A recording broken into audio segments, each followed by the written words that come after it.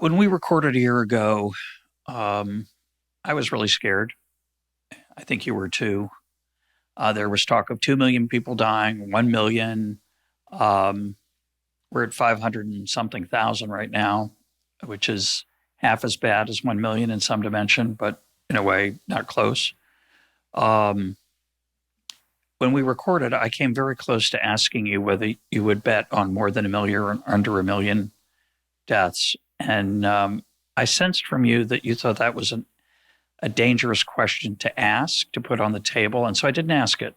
You started talking, when I was just about to ask it, you started talking about the need for um, care in the public debate and not alarming people unnecessarily or comforting them unnecessarily. But you also were at the time, I think, quite worried about a large number. You're worried about exponential growth. Do you feel how's the reality turned out relative to what you thought? The reality has turned out a bit better than what I thought. So it's hard to remember exactly what you were thinking in which particular month. Yeah. But I suspect if you had asked me, I would have predicted about 1 million deaths, I think. So now we have a bit over 500,000. We have excess deaths. We have some number of deaths more on the way, right? So I don't think we'll be so far short of 1 million in this country. So, say it came in at 700,000, which is perhaps a plausible number. And a lot of people don't seem that keen on getting vaccinated, right? So it's better than I thought, but not massively better than I think what I would have predicted with a number. I am surprised how the age distribution has stayed, I think, fairly constant.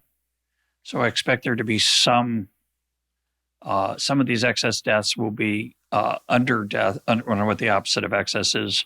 The death rate may fall in the future because people who are old and would have died anyway are not going to be around to die. Do you think that's a relevant fact?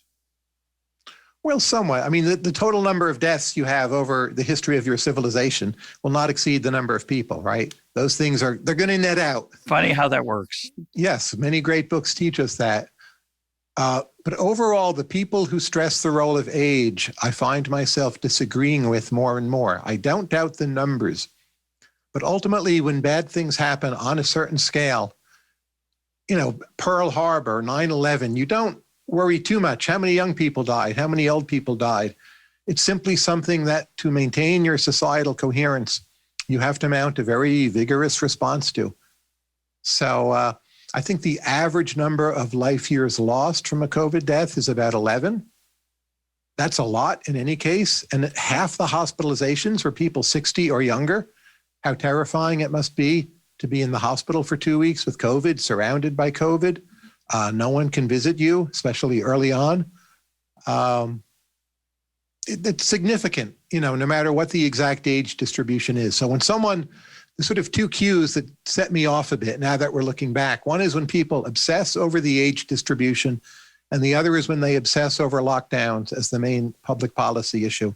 And then I feel predictably I'm about to hear something I'm not going to agree with. And I think that's mostly true.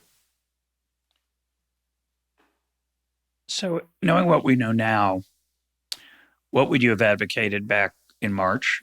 And more importantly, what would you suggest our response should be to the next time this happens?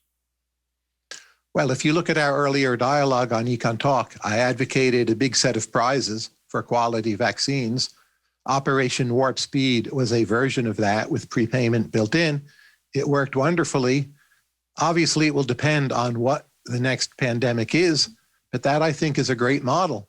Rapid speed, portfolio diversification, invest in excess capacity, spend what in retrospect are really very small amounts of money compared to the other sums we've been shoveling out the door, and just spend more on public health and be quick. That's, I think, again, the lessons and what I did recommend then and what I think still made really good sense.